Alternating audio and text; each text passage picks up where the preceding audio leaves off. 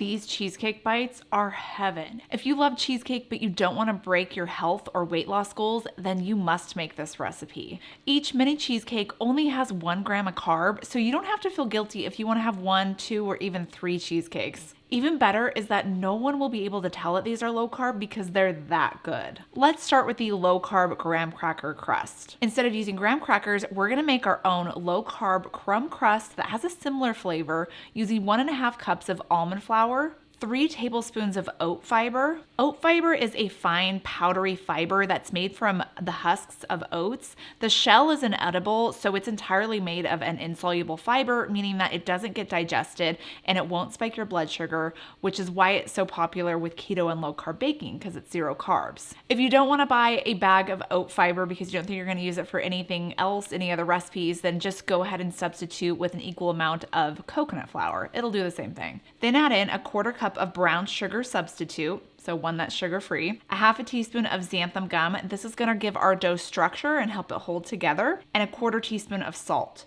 Pulse that together in a food processor or a blender until it's combined, and then add in 4 tablespoons of unsalted cubed chilled butter and a teaspoon of vanilla extract. Continue to pulse this together until it's combined, and you want the mixture to be able to easily pack together and stick together when you press it together with your fingers. Next, I press this into a mini muffin pan that I have prepared with liners. And this pan is my favorite. It's from the USA Baking Company. It has 24 little mini muffin cavities in it. Take about a 1/2 to 1 tablespoon of crust mixture and place it into each cavity.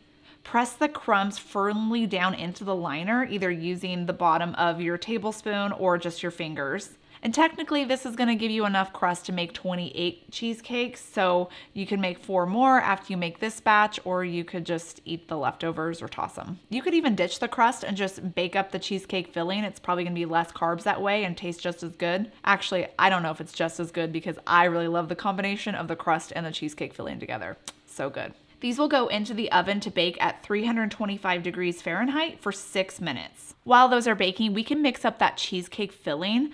But what I like to do before that is have a glass of electrolytes from Element, my sponsor for this video. Element's my go-to electrolyte mix that I have pretty much every morning. I drink it to help replenish my electrolytes that I might have lost overnight from sleeping and just throughout the day. On a low-carb diet, and since I try to avoid processed foods, I actually don't get a lot of sodium from the foods I eat in my diet unless I add salt to them. And those electrolytes are important to make sure that your neurons are firing correctly and your muscles as well. I can totally feel a difference between mornings when I have my Element electrolytes and mornings when I don't in terms of energy level and just feeling good overall. I love Element because there's a lot of electrolytes in it. It has a science-backed formula of 1,000 milligrams of sodium, 200 milligrams of potassium, and 60 milligrams of magnesium. Plus, I really like the flavor. I've been on a citrus kick lately, so I love the citrus flavor, the orange, and the grapefruit, but they come in a wide range of flavors. Right now, Element's offering my viewers a free sample pack with any Element order,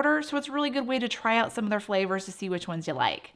If you want to try that, go to drinkelement.com/KetoFocus to get yours. Now that I'm hydrated, I'm going to make that cheesecake filling. To a large bowl, I'm going to add in 12 ounces of softened cream cheese and 2/3 cup of sugar-free sweetener. Using an electric mixer, I mix that until it's combined and creamy, and this is going to take around 1 to 2 minutes. Next, I'm adding in a 1/3 cup of plain Greek yogurt or a low-carb yogurt, 1 large egg, and 1 large egg yolk. Then to help give it that signature cheesecake flavor, we're gonna need 1/2 of a teaspoon of vanilla and 1 tablespoon of fresh lemon juice. Mix that again with the electric mixer until it's just combined. Don't overmix or else it's gonna explode. Just kidding. They won't explode. Then divide the filling evenly on top of the cooled crust. I'm using a cookie scoop because it's just a lot cleaner and easier to do it this way. Plus, it's actually the perfect amount to fill in each cavity. And you want to fill it to the top of each cavity. You don't have to worry about it spilling over or baking over the edges. It's going to puff up a little bit, but actually it'll shrink back down when they're done cooking. Again, you're going to have enough to make 28 mini cheesecakes. So after you bake these 24, you could do the extra 4, or you could do what I like to do and just eat the rest by the spoonful. These will go back into a 325 degree oven to bake for 20 to 22 minutes. You want to bake these just until they're puffed and lightly set around the edges, and then remove them and let them cool to room temperature.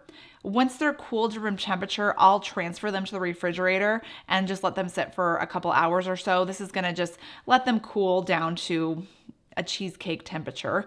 So nobody really likes to eat warm cheesecake, at least I don't. On top of that, it just finishes setting, so it'll be nice and firm and not jiggly or wobbly. Now you could stop there, or you could do what I like to do and go the extra mile and make a delicious fruit topping to go on top, because my friends and family love that, and I just don't feel like it's cheesecake without some sort of fruit topping. I'm using blackberries, 1 cup, but any berry will work. Then a 1/4 cup of water and a 1/3 cup of allulose sweetener, a squeeze of lemon juice, and 2 teaspoons of arrowroot powder, or you can use cornstarch, just whatever sort of thickener you want to use. Stir that over medium heat and let it cook until it's thickened. The reason why I specifically use allulose here in this fruit topping recipe is that it doesn't crystallize like other sugar-free sweeteners do when it cools. If you've ever made a sugar-free syrup from a erythritol-based sweetener, you'll know that as that syrup cools, it starts to form these this filmy, hard crystals. That's just the sweetener re-solidifying, and it doesn't look pleasant. It tastes perfectly fine, but it just doesn't look as good.